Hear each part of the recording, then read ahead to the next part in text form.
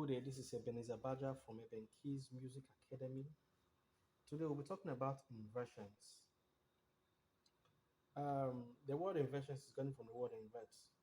And invert means to turn the other way around. We turn upside down. Now, for this class, we'll be limiting our study to the major chords. Now, we've established the fact that we have major chords and we have the major scale. Now, this is a major chord. Now, the reason why we invert chords is because sometimes jumping from one chord, probably we are playing, I want to move from here to here. It takes just a little bit, some distance in between this and this. So sometimes we just decide to invert it so that it becomes closer. That's one reason. Then number two, sometimes the lead note. Now this is C, and this is the lead note. The last note is the lead note. So when I invert sometimes, I have a different lead note. And the lead note has the way of influencing how the chord sounds. Yes, it can be used the same way this one can be used. This is a root and this is the first inversion. This can be used the same way this can be used. But sometimes this lead note has a special feel it gives to the sound. So some people invert so that they can get that lead note. That's the sound of that lead note. Then I think those are two major reasons why we invert our chords. All right, let's go into how to invert. Now, this is the major chord. This is C, and this is Do. So we have this is Do, Re, Mi, Fa, Sol, La, Ti, Do. I mentioned in one of our previous classes that we have three chords that are most used when you talk about composition, talking about songs now. And those chords are your C chord, that's your Do chord, your Fa chord, and your Sol chord.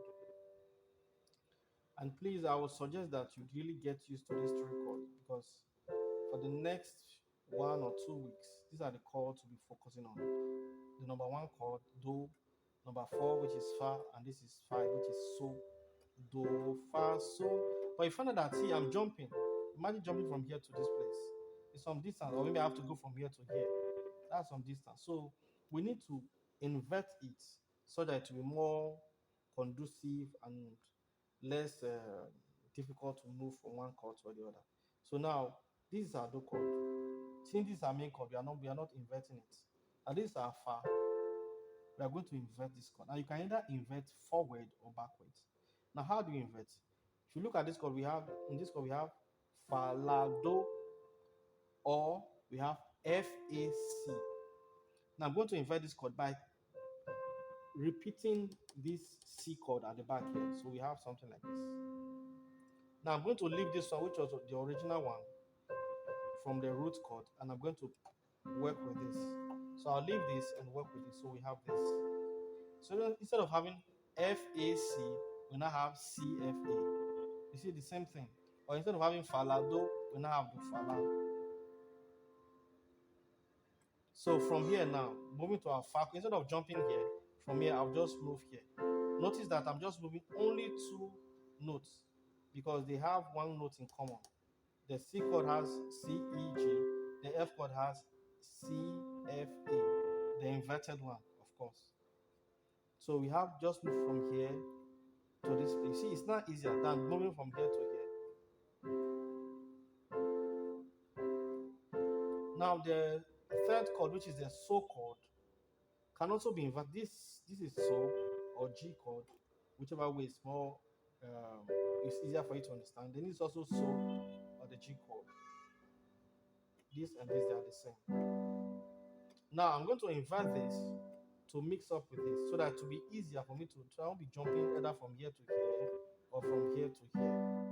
So I'm inverting this one forward. This is G. So I'm going to look for G or So. So I've got Do, Re, Mi, Fa, So. So I'm going to leave this So and work with this So. So I have this. And if you look at this, it's very close to my C, E, G, which is my Do chord. Do, I just move these two notes and I have the So. Why? Because the Do chord, and the so chord have the so note in common. So this is my do. Moving to my so now, I just move like this. So from my do to my fa, which we inverted before, then from my do to my so.